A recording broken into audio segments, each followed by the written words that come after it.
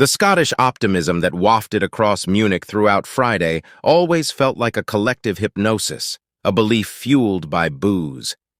It was a dream those fans hung on to dearly until Florian Wirtz and Jamal Musiala started turning it into a nightmare inside 10 minutes of their Euro 2024 opener.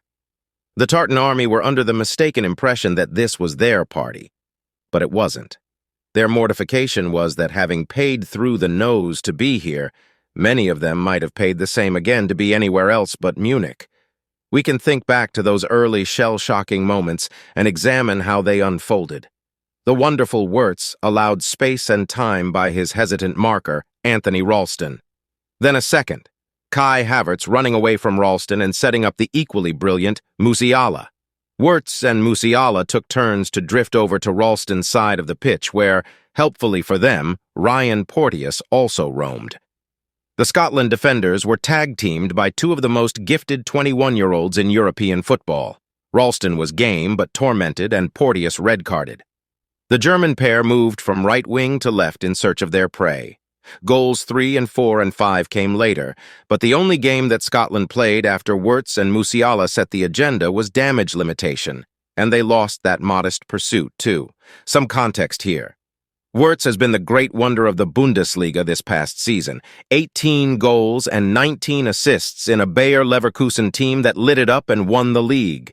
Quick and ruthless and 21 years old, to the surprise of precisely no one in Germany, it was Wirtz who stuck the first dagger into Scotland's collective heart. By contrast, Ralston, honest as the day is long but limited, can't get into the Celtic team. He started 6 league games last season. A bit-part player for Brendan Rodgers suddenly asked, on the back of an injury crisis at right-wing back, to metamorphose into a defender of European pedigree capable of putting Wirtz and Musiala back in their boxes. Ralston ran more meters than any of his teammates. He hung in there and fought an impossible fight. There are others in this Scotland debacle who were never close to the pitch of the game.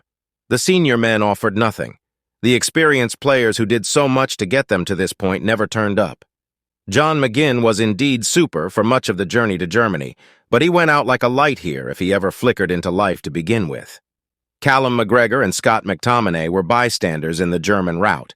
Angus Gunn was pedestrian between the sticks. Steve Clark opted to leave Billy Gilmore, one of his more accomplished passers, on the bench, and the manager might get flack for that. But would Gilmore in his pomp have made a difference?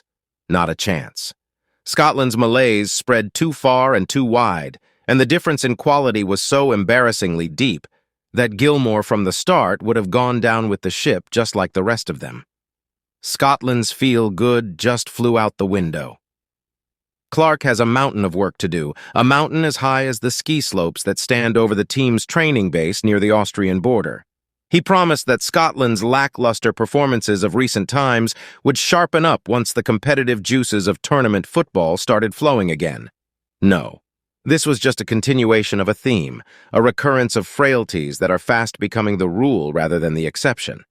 A goal different of -4 is a doomsday scenario, surely a million times worse than anything Clark could have imagined as he ran through every conceivable outcome in his head. He now has a squad on his hands that talked a good game leading into this, but who couldn't manage a shot on goal, not to mind a shot on target. Germany were almost effortlessly superior, scored 5, and could have scored 6 and 7 once Porteous exited after a lunge that made anybody watching it wince almost as much as Ilkay Gundogan, who happened to be on the end of it. Porteous had that kind of recklessness in his game for years, then matured. The self-destruction returned in Munich, and where this horror show leaves Scotland is a question that will addle the brain of everybody involved in it until they get a chance to make amends against Switzerland on Wednesday. They need 4 points to make it through now, or Everest, as it might otherwise be known. You imagine that they will retreat to Garmisch-Partenkirchen in silence. The feel-good just flew out the window. On Saturday, one of their number will sit at the top table of a news conference and talk about how their campaign is far from over. They'll say you don't become a bad team overnight, how they owe it to everybody to come back strong against the Swiss, who'll be relishing Scotland's discomfort and warming themselves on their goal difference. Kindly like, subscribe, and share your thoughts in the comments section.